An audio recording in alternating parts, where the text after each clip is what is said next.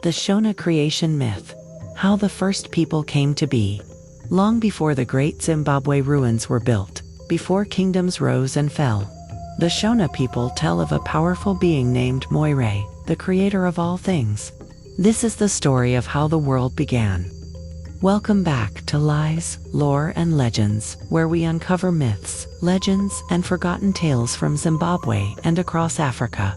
Today, we journey into the Shona creation myth, an ancient story that explains how the world, the spirits, and humankind first came into being.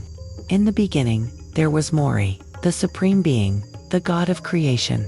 Mwari lived in the heavens, far above the earth, surrounded by mystery and light. It is said that Mwari created the first man and woman, shaping them from clay, giving them breath, and placing them upon the land. But these early people were not left alone. Mwari filled the earth with animals, rivers, trees, and mountains. A world alive and full of spirit.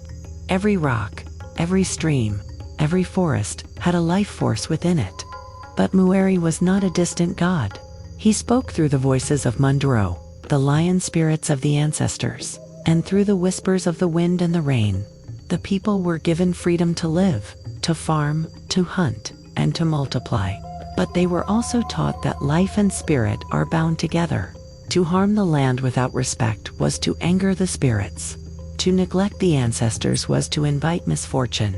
Over time, Mwari withdrew further into the heavens, leaving the people to live with guidance from the ancestral spirits.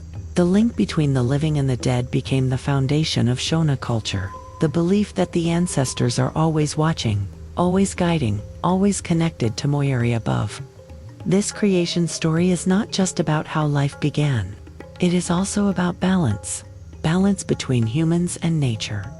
Between the living and the dead. Between the earth and the heavens.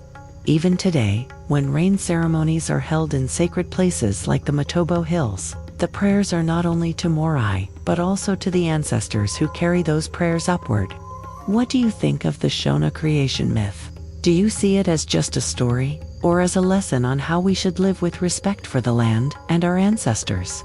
Let me know in the comments. If you enjoyed this tale, don't forget to like, subscribe, and hit the bell for more myths and legends from Zimbabwe.